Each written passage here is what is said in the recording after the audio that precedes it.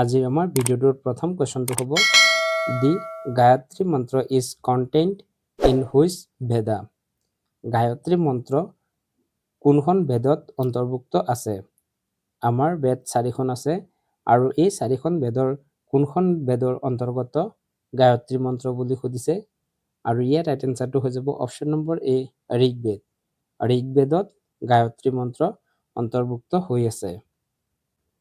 Next question, which is the smallest planet in our solar system? আমাৰ সৌৰজগতৰ আটাইতকৈ সৰু গ্ৰহ কোনটো? সৌৰজগতত মুঠ 8টা গ্ৰহ আছে। ইয়াৰে আটাইতকৈ স্মলেষ্ট গ্ৰহ কোনটো বুলি সুধিছে আৰু ইয়াৰে ৰাইট এনসাৰটো হৈ যাব option number C mercury. Mercury অৰ্থাৎ বুধ গ্ৰহটো হ'ল আটাইতকৈ সৰু গ্ৰহ আৰু এই গ্ৰহটো সূৰ্যৰ আটাইতকৈ ওচৰত থকা গ্ৰহ। Next question, who was the first women president of the Indian national Congress? ভাৰতীয় জাতীয় কংগ্ৰেছৰ প্ৰথম মহিলা সভাপতি কোন আছিল? ইণ্ডিয়ান নেশ্যনেল কংগ্ৰেছৰ প্ৰথমগৰাকী মহিলা সভাপতি কোন আছিল বুলি সুধিছে আৰু ইয়াৰ ৰাইট এনসাৰটো হৈ যাব option number B Annie Besant. Annie Besant হ'ল ভাৰতীয় জাতীয় কংগ্ৰেছৰ প্ৰথমগৰাকী মহিলা সভাপতি। Next question, which river is known as the red river in India? ভাৰতৰ কোনখন নদীক ৰঙা নদী বুলি জনা যায়? ৰেড ৰিভাৰ বুলি কোনখন নদীক জনা যায় বুলি সুধিছে আৰু ইয়াৰ ৰাইট এনসাৰটো হৈ যাব option number C Brahmaputra. Brahmaputra নদীক ভাৰতৰ ৰঙা নদী বুলি কোৱা হয়। Next question, which instrument is use to measure atmospheric pressure? বায়ুমণ্ডলীয় চাপ জুখিবলৈ কি যন্ত্ৰ ব্যৱহাৰ কৰা হয়?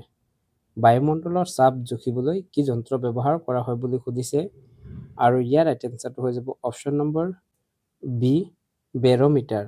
বায়ুমণ্ডলৰ চাপ জুখিবলৈ বেৰমিটাৰ ব্যৱহাৰ কৰা হয়। Next question, which city is known as the pink city of India? ভাৰতৰ কোনখন চহৰক গোলপীয়া চহৰ বুলি কোৱা হয়? পিংক চিটি বুলি কোনখন চিটিক জনা যায় বুলি সুধিছে আৰু ইয়াৰ ৰাইট এনসাৰটো হৈ যাব অপশ্যন নম্বৰ বি জয়পুৰ। জয়পুৰক পিংক চিটি অফ ইণ্ডিয়া বুলি কোৱা হয়। Next question, Panchayati Raj was first started in which state? Panchayati Raj ব্যৱস্থা ভাৰতৰ কোনখন ৰাজ্যত প্ৰথমে আৰম্ভ হৈছিল? কোনখন ৰাজ্যত ফাৰ্ষ্ট টাইম পঞ্চায়তী ৰাজ ব্যৱস্থা আৰম্ভ হৈছিল বুলি সুধিছে আৰু ইয়াৰ ৰাইট এনসাৰটো হৈ যাব অপশ্যন নম্বৰ চি ৰাজস্থান। ৰাজস্থানত ভাৰতৰ প্ৰথমবাৰ পঞ্চায়তী ৰাজ ব্যৱস্থা ষ্টাৰ্ট হৈছিল। Next question, which planet is known as the red planet? কোনটো গ্ৰহক ৰঙা গ্ৰহ বুলি জনা যায়? ৰঙা গ্ৰহ বুলি কোনটো গ্ৰহক জনা যায় বুলি সুধিছে আৰু ইয়াৰ ৰাইট এনসাৰটো হৈ যাব option number B Mars. Mars অৰ্থাৎ মংগল গ্ৰহক ৰঙা গ্ৰহ বুলি জনা যায়। Next question, who appoints the attorney general of India? ভাৰতৰ এটৰ্নী জেনেৰেলক কোনে নিযুক্তি দিয়ে? এটৰ্নী জেনেৰেল ফৰ ইণ্ডিয়া কোনে নিযুক্তি দিয়ে বুলি সুধিছে আৰু ইয়াৰ ৰাইট এনসাৰটো হৈ যাব option number A president of India. ভাৰতৰ ৰাষ্ট্ৰপতিয়ে এটৰ্নী জেনেৰেলক নিযুক্তি দিয়ে। Next question, the currency of Japan is? জাপানৰ মুদ্ৰা কি? জাপানৰ কাৰেঞ্চি কি বুলি সুধিছে আৰু ইয়াৰ ৰাইট এনসাৰটো হৈ যাব অপশ্যন নম্বৰ বি য়েন। জাপানৰ মুদ্ৰা হ'ল yen. Next question, who ৰট the famous book Indica? বিখ্যাত কিতাপ ইণ্ডিকা কোনে লিখিছিল? ইণ্ডিকা পুথিখন কোনে লিখিছিল বুলি সুধিছে আৰু ইয়াৰ ৰাইট এনসাৰটো হৈ যাব অপশ্যন নম্বৰ এ মেগাস্তানিছ। মেগাস্তানিছে বিখ্যাত পুথি ইণ্ডিকা ৰচনা কৰিছিল। Next question, which classical dance form was earlier known as Sadir Attam? কোনটো শাস্ত্ৰীয় নৃত্যক আগতে চাদিৰ আট্টম বুলি জনা গৈছিল? চাদিৰ আট্টম বুলি কোনটো শাস্ত্ৰীয় নৃত্যক আগতে জনা গৈছিল বুলি সুধিছে আৰু ইয়াৰ ৰাইট এনসাৰটো হৈ যাব option number B Bharatanatyam. ভাৰত নাট্যমক আগতে সাদিৰাট্টম বুলি জনা গৈছিল। Next question, which is the Vedic name of the river Ravi? Ravi নদীৰ বৈদিক নাম কি আছিল? ৰবি নদীৰ বৈদিক নাম কি বুলি সুধিছে আৰু ইয়াৰ ৰাইট এনচাৰটো হৈ যাব অপশ্যন নম্বৰ বি পুৰুষনী। পুৰুষনী হ'ল ৰবি নদীৰ বৈদিক নাম। Next question, which organ in the human body পিউৰিফাইজ hour blood? মানৱ শৰীৰৰ কোনটো অংগই তেজৰ পৰিশোধিত কৰে? মানৱ শৰীৰৰ কোনটো অংগই তেজ পৰিশোধিত কৰে বুলি সুধিছে আৰু ইয়াৰ ৰাইট এনচাৰটো হৈ যাব অপশ্যন নম্বৰ বি কিডনী। মানৱ শৰীৰৰ কিডনী অৰ্থাৎ বৃক্কই তেজ পৰিশোধিত কৰে। Next question, which blood group is known as universal donor? সাৰ্বজনীন ৰক্তদাতা কোনটো গোট? কোনটো তেজৰ গ্ৰুপে অৰ্থাৎ কোনটো তেজৰ গ্ৰুপ সকলো তেজৰ গ্ৰুপক দিব পৰা যায় প্ৰশ্নটোত সুধিছে আৰু ইয়াৰ ৰাইট এনচাৰটো হৈ যাব অপশ্যন নম্বৰ বি অ নেগেটিভ।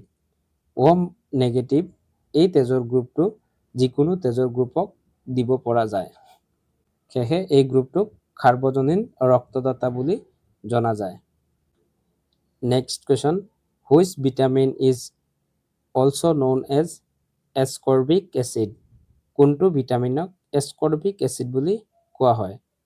এছকৰ্বিক এচিড বুলি কোনটো ভিটামিনক কোৱা হয় বুলি সুধিছে আৰু ইয়াৰ ৰাইট এনচাৰটো হৈ যাব option number C vitamin C. Vitamin চিক এছকৰ্বিক এচিড বুলি কোৱা হয়। Next question, the headquarter of RBI is located in? RBIৰ মুখ্য কাৰ্যালয় ক'ত অৱস্থিত? RBI অৰ্থাৎ ৰিজাৰ্ভ বেংক অফ ইণ্ডিয়াৰ মুখ্য কাৰ্যালয় ক'ত অৱস্থিত বুলি সুধিছে আৰু ইয়াৰ ৰাইট এনচাৰটো হৈ যাব অপশ্যন নম্বৰ বি মুম্বাই। মুম্বাইত ৰিজাৰ্ভ বেংক অফ ইণ্ডিয়াৰ হেডকোৱাৰ্টাৰ অৱস্থিত।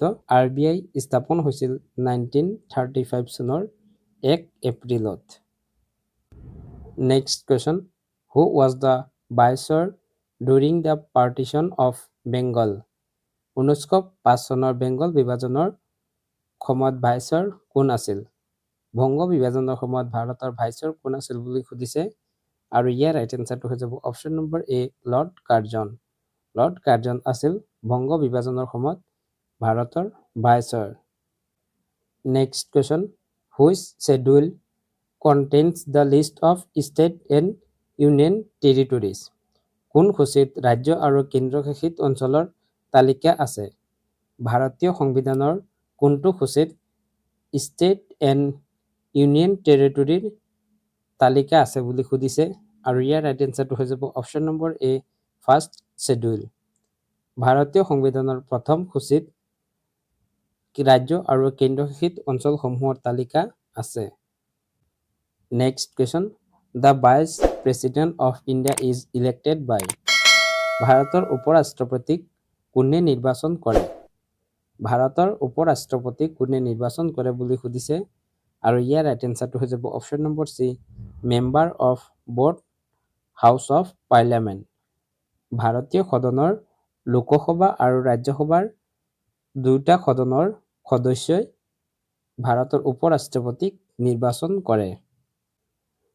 এতিয়ালৈকে আজিৰ আমাৰ ভিডিঅ'টোত আলোচনা কৰিবলগীয়া 20 ইম্পৰ্টেণ্ট জিকে কুৱেশ্যন এণ্ড এনচাৰৰ বিষয়ে আলোচনা কৰিলোঁ। কুৱেশ্যনখিনিত যদি কিবা ভুল হয় সেইবোৰতো আপোনালোকে কমেণ্টত আঙুলিয়াই দিব বুলি আশা ৰাখিছোঁ আৰু পিছত প্ৰতিটো ভিডিঅ'ত আমি যেনেকৈ আপোনালোকলৈ এটি কুৱেশ্যন আগবঢ়াওঁ আজিও এটি কুৱেশ্যন লৈ আহিছোঁ আৰু সেই কুৱেশ্যনটো হ'ব where is the headquarter of UNICEF located? ইউনিচেফৰ মুখ্য কাৰ্যালয় ক'ত অৱস্থিত? ইউনিচেফৰ হেডকোৱাৰ্টাৰ ক'ত অৱস্থিত বুলি সুধিছে। ইয়াৰে 4টা অপশ্যন দিয়া আছে। অপশ্যনখিনিৰ ভিতৰত আপোনালোকে ৰাইট এনচাৰটো কমেণ্টত জনাওক আৰু নহ'লে ইয়াৰ এনচাৰটো আমি ডেছক্ৰিপশ্যনত দি দিম, তাৰ পৰা গৈ ইয়াৰ এনচাৰটো আপোনালোকে জানি ল'ব পাৰিব। যদি ভিডিঅ'টো চাই ভাল পাইছে তেতিয়াহ'লে ভিডিঅ'টো এটি লাইক কৰক আৰু আমাৰ চেনেলটো যদি এতিয়ালৈকে ছাবস্ক্ৰাইব কৰা নাই তেতিয়াহ'লে চেনেলটো ছাবস্ক্ৰাইব কৰি ৰাখিবলৈ অনুৰোধ জনাইছোঁ। ভিডিঅ'টো শেষলৈ চোৱাৰ বাবে ধন্যবাদ। জয় আই অসম।